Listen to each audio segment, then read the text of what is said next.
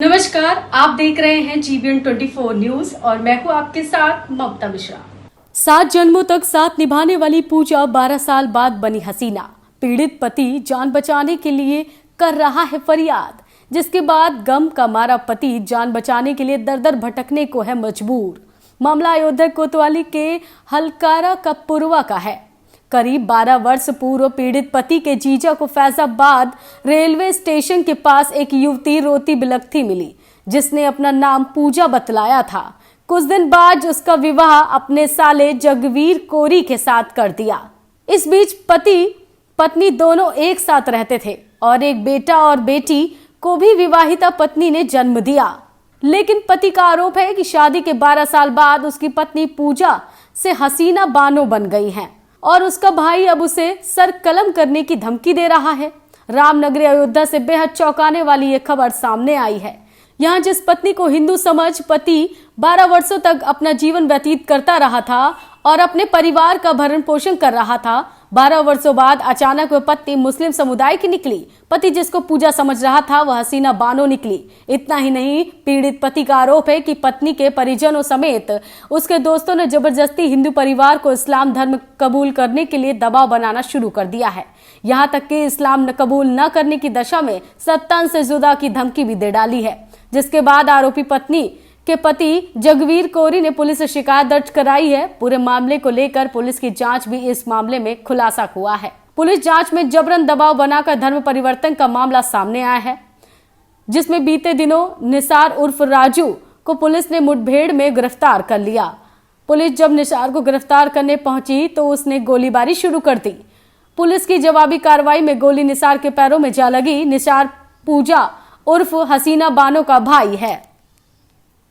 अयोध्या निवासी जगवीर कोरी के एक रिश्तेदार को 12 वर्ष पहले रेलवे स्टेशन पर एक लड़की रोती हुई मिली थी। उस लड़की से नाम पूछा गया तो उसने अपना नाम पूजा बताया। हिंदू धर्म की लड़की समझकर परिवार वालों ने जगवीर कोरी से उसकी शादी करवा दी थी। इस मामले में तपस्वी छावनी के आचार्य परमहंस दास ने पत्रकार वार्ता करते हुए दोषियों के विरुद्ध कड़ी कार्रवाई करने की मांग की है। जीबीएन 24 के लिए अयोध्या से नौशाद आलम की रिपोर्ट। बहुत गंभीर मामला सामने आया है। अयोध्या में एक हलकारा का पुरवा है।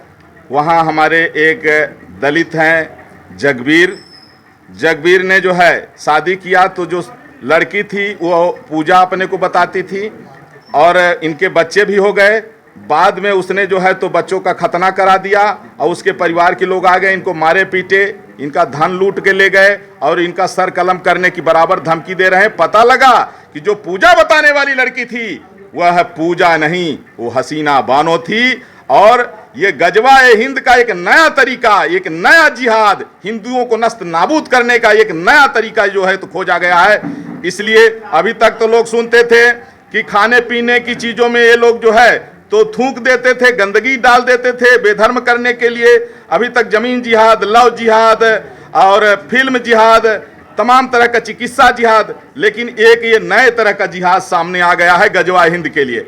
इसलिए मैं शासन प्रशासन से मांग करता हूं, केंद्र सरकार और स्टेट गवर्नमेंट से कि इस तरह की जो घटनाएं हैं इन पर जो है इनकी पुनरावृत्ति ना हो, इन पर रोक लगे और ऐसा कानून बनाया जाए कि जो लोग लव जिहाद कर रहे हैं और सामूहिक बलात्कार करके और बच्चियों की हत्या कर रहे हैं, उनको 24 घंटे के अंदर सुनवाई करके चौराहे पर फांसी दी जाए ताकि लोगों में भय हो।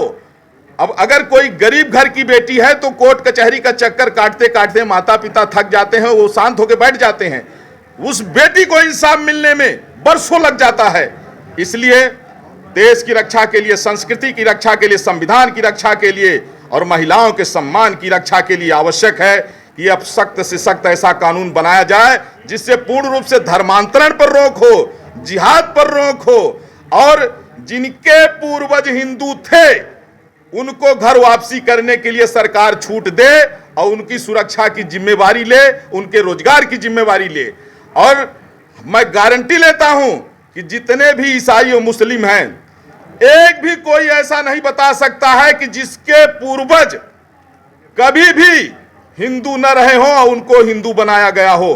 लेकिन 100% मैं बता सकता हूं भारत में जितने ईसाई और मुस्लिम हैं सब कन्वर्टेड हैं, सब हिंदुओं से जो है किसी तरह से ये षड्यंत्र करके ये लोग लोभ लालच दे करके या डरा करके धमका करके हिंदुओं को कहीं ईसाई बनाया जा रहा है, कहीं मुसलमान बनाया जा रहा है, कहीं बहन बेटियों की हत्या की जा रही है और कहीं सर काटने की धमकी दी जा रही है।